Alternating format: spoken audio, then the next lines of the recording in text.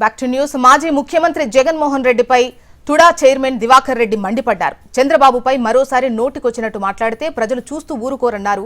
Rowdy షీటర్లను, గంజాయి బ్యాచ్లను arrest చేస్తే జగన్ ఎందుకు ఉలిక్కి పడుతున్నారని ప్రశ్నించారు. వైసీపీ హయాంలో అక్రమాలకు, అరాచకాలకు పాల్పడ్డ వల్లభనేని వంశీ, మిథున్ రెడ్డి, చెవిరెడ్డి, ప్రసన్న కుమార్ రెడ్డిలను జగన్ సమర్థించడం కరెక్ట్ కాదన్నారు. జగన్ నోరు అదుపులో పెట్టుకోకుంటే ప్రజలు రోడ్లపై తిరగనివ్వరని హెచ్చరించారు.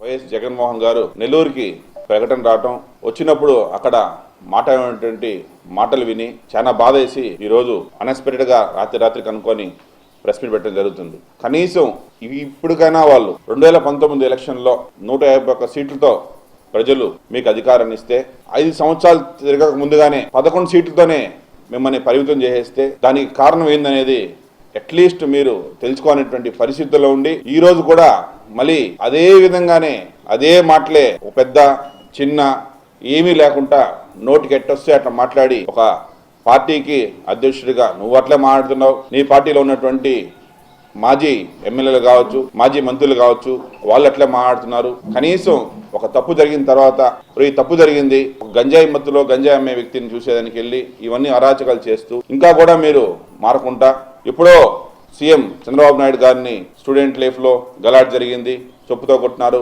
ఏందా మాటలంతా? అసలు మీరు మీ వయసు ఎంత? మీరు అది చూసారు అప్పుడు ఏమన్నా? జగన్మోహన్ రెడ్డి గారు మీరేమన్నా మీరు మాట్లాడే సంస్కారం ఏంది? అది మీరు 10 మందిలో యూత్కి ఏం సందేశం ఇస్తున్నారు? మీరు ఇది పద్ధతేనా? ఇది పద్ధతేనా అడుగుతున్నా మిమ్మల్ని. నేను అసలు మీరు నోటికి వచ్చినట్టు మాట్లాడతారు, మీ కేటర్ని రెచ్చగొడతారు, మీరు మాట్లాడిన దానికి పక్కన మీతో చెంచాగాలు తప్పట్లు తడతారు. ఏం పద్ధతి ఇది? నేను చూసేసానా సొసైటీ మొత్తం ఈ విధంగా చెడిపోతుంటే కారణం మీలాంటి నాయకులు ఉండే వల్లనే ఈ రోజు రాష్ట్రం మా సీఎం గారు వయసు ఎంత? అతను ఏవి తప్పు చేయకుండా అరెస్ట్ చేసినటువంటి వ్యక్తి వైఎస్ జగన్మోహన్ రెడ్డి. నువ్వు వచ్చి ఈరోజు ఒక రౌడీ షీట్ను అరెస్ట్ చేసిన దానికి, ఒక గంజాయి ముక్తి అరెస్ట్ చేసిన దానికి, మహిళలపై ఏమంటే మహిళా ఎమ్మెల్యేపై ఏమంటే అవి మాట్లాడిన వ్యక్తిని మీరు చూసేందుకు వచ్చేసి మళ్ళీ మీరు ప్రెస్ మీట్ పెట్టి ఏమంటే మాట్లాడటం అనేది సంస్కారం కాదు. దయచేసి మీరు ఇప్పటికైనా మీ తప్పును తెలుసుకోండి. ఈ విధంగా కానీ మాట్లాడకపోతే రాబోయేటువంటి ఎలక్షన్లో మొన్న వచ్చిన 11 సీట్లు కూడా మీకు ఖచ్చితంగా ప్రజలైతే వేయరు. మీరు ఇప్పుడు ఏం చెప్తున్నారు? బెదిరిస్తున్నారు.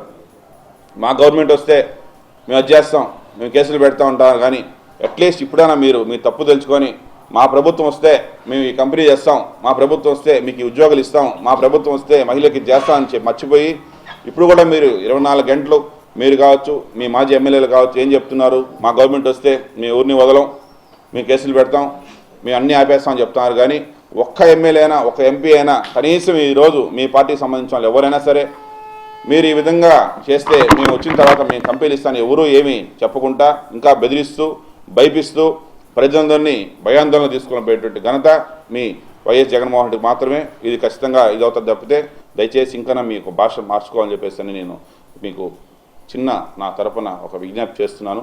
ఇంకొకసారి కానీ ఈ విధంగా మాట్లాడితే మాత్రం ఎన్డీఏ కూటమి నాయకులు కావచ్చు, కార్యకర్తలు కావచ్చు ఎవరు కూడా ఊరుకోరు. మా పార్టీ కాకుండా ఫస్ట్ ప్రజలైతే చాలా ఇంకా కూడా వీళ్ళు మారట్లేదు అనేటువంటి వచ్చి మేము గుణపాఠం ఖచ్చితంగా చెప్తాను మాత్రం నేను మనస్ఫూర్తిగా చెప్తున్నాను.